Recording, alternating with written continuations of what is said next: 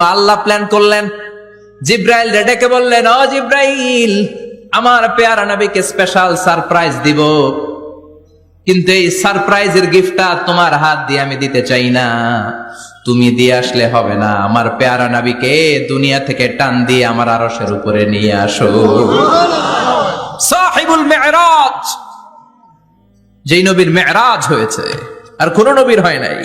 এই মেরাজ করতে যে কত কাণ্ড, কত প্ল্যান প্রোগ্রাম, আল্লাহর টাইমের স্পিডকে আল্লাহ থামিয়ে দিলেন।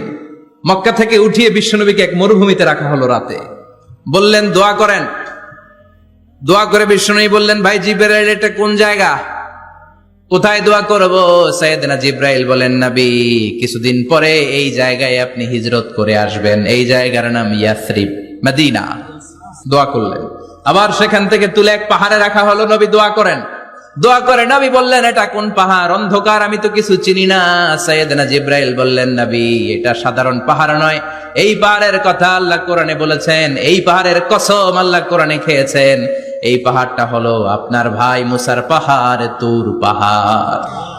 তুর পাহাড়ে তিনি দোয়া করলেন। কত কিছু করে বিশ্বনবীকে আল্লাহর আরশে নিয়ে যাওয়া হলো, সাহিবুল মেরাজ। বিশ্বনবী ছাড়া আর কোন নবীর কি এরকম মেরাজ হয়েছে? সবাই বলেন হয়েছে। বিশ্বনবী মেরাজে গেলেন, মেরাজ থেকে ফিরে আসলেন। বিশ্বনবী বর্ণনা করলেন, আমি বাইতুল মাকদাস দেখেছি মাঝরাতে, লক্ষাধিক নবীকে নিয়ে নামাজের ইমামতি করেছি, 7 আকাশ দেখেছি, আল্লাহর আরশ দেখেছি, আল্লাহর সাথে কথা বলেছি, আবার ফজরের আগেই মক্কায় ফিরে এসেছি। সবাইকে খাইছে মোহাম্মদের মাথার তার ছিঁড়ে গেছে, নাউজুবিল্লাহ পড়ে। আবু জাহেল, উতবা, সাইবা সবাই মিলে একটা সুযোগ পেল, বললো, এতদিন আমরা আবু বকররে বুঝাইতে পারি না, আজকে মোহাম্মদ যে কথা বলে এটা বললে আবু বকররে আমাদের দলে নিয়ে আসা যাবে।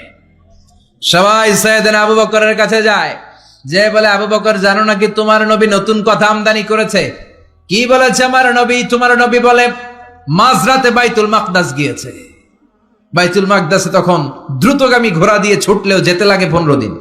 অ্যাবাউট টার্ন কাম ব্যাক, ফিরে আসতে আরো 15 দিন, মোট কয় দিন? 1 মাস। যেতে আসতে 1 মাস। তোমার নবী মাঝরাতে নাকি বাইতুল মুকাদ্দাসে ইমামতি করছে, 7 আকাশ ঘুরেছে, আল্লাহর আরশ দেখেছে, আল্লাহর সাথে কথা বলেছে, আবার ভোর হওয়ার আগে নাকি মক্কার জমিনে ফিরে এসেছে। আবু বকর বললেন, আসলেই কি আমার নবী এই কথা কইছে? সবাই এক বাক্যে বলে, হ্যাঁ, তোমার নবী মুহাম্মদ এই কথা বলেছে। আবু বকর দ্ব্যর্থহীন কণ্ঠে ঘোষণা করে দিলেন, আমার নবী যদি এক কথা বলে থাকে, আমার নবী সত্য বলেছে। সত্য বলেছে, তিনি কখনো মিথ্যা বলতে পারে?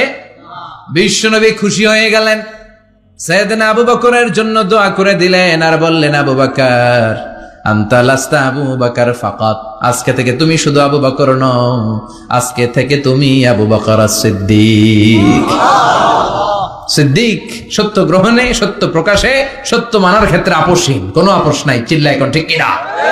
সে আল্লাহ বললেন, ওয়াযকুর ফিল কিতাবি ইব্রাহিম ইন্নাহু কানা সিদ্দিকান নাবিয়্যা।